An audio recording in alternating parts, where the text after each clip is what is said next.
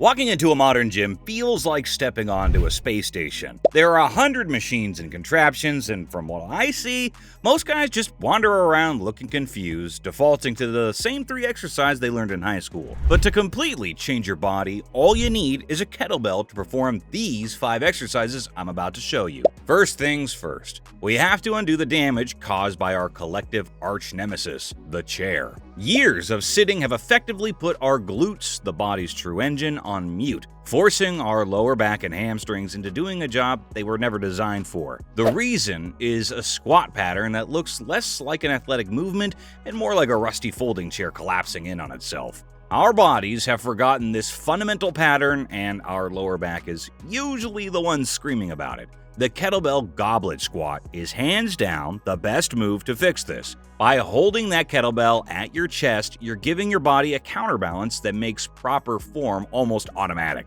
It's like a GPS for your spine. It physically prevents you from hunching over and forces your torso to stay upright, which is half the battle for most guys. But here's the cool part. Mastering this perfect squat pattern does more than just build your legs. It's like meticulously winding up a catapult. You're loading the spring for the single most potent fat-burning move I know of. We'll talk about that later on. Beyond that, the goblet squat is more than just an exercise. It's an honest conversation with your body.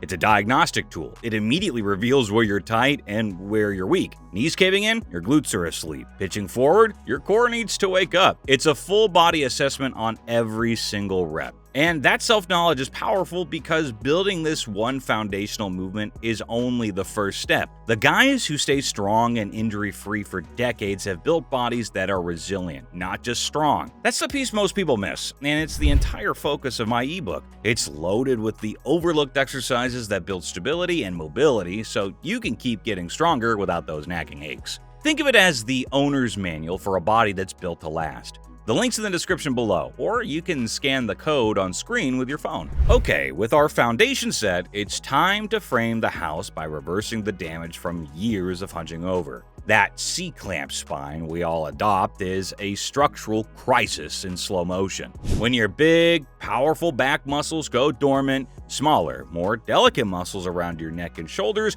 are forced to pick up the slack. This is the root cause of so much nagging neck pain and shoulder injuries.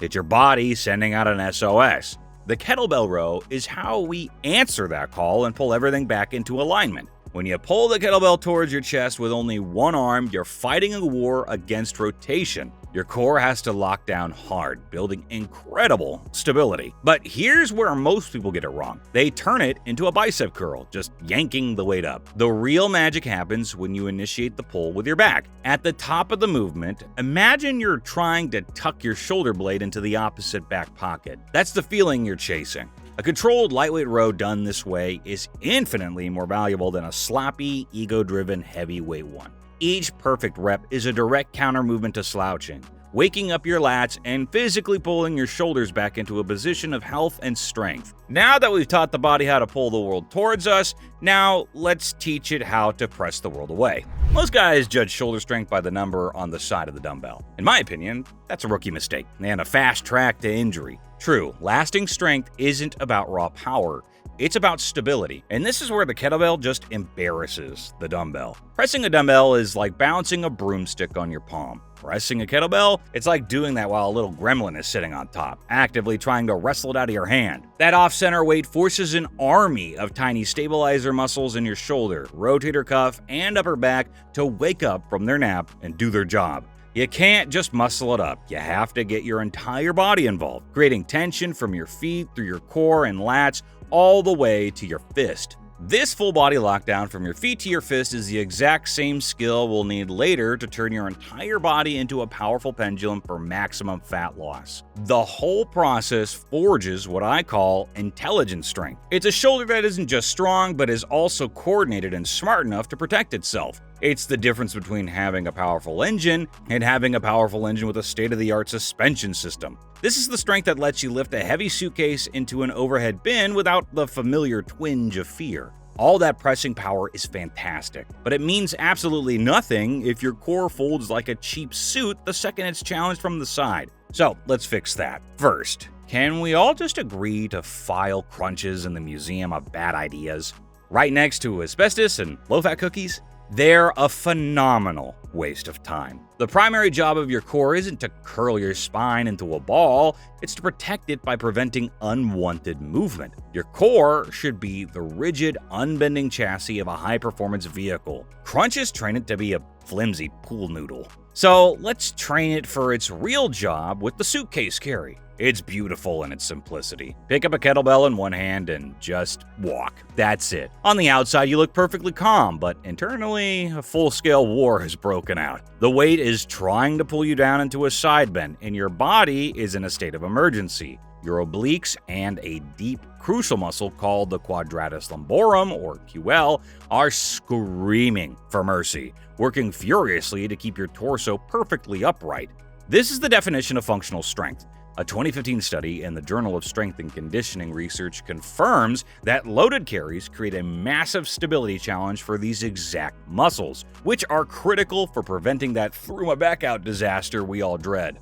Also, before I forget, if you want no BS fitness advice like this, I send out quick little tips and strategies in a weekly email. It's completely free, no spam, just value. The link to join that newsletter is down in the description.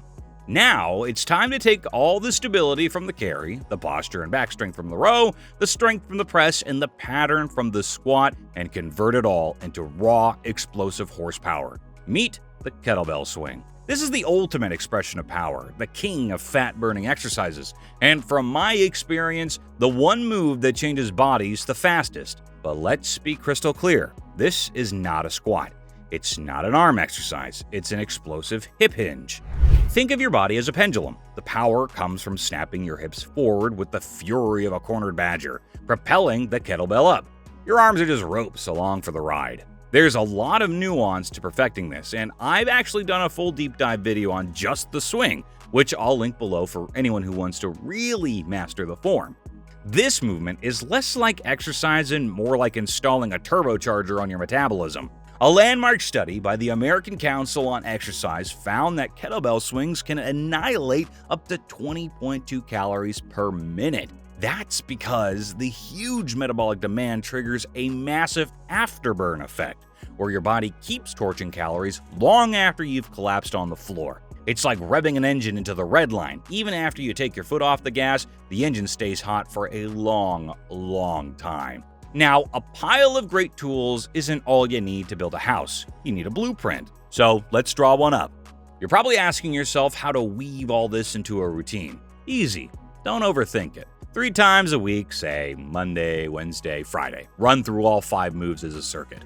The goal is 3 to 4 rounds of everything. Aim for 8 to 12 reps for the goblet squats, rows, and presses on each side. For the suitcase carry, a walk of about 30 to 45 seconds per side is the sweet spot. Then to finish, perform your kettlebell swings 3 rounds, 45 seconds each. I personally like intervals. 30 seconds of all that war, followed by 30 seconds of sweet, sweet oxygen. Just pick up your kettlebell and get to work. And don't forget to check out in the description below that ebook blueprint if you plan on staying fit for a long time. Your body will thank you for it.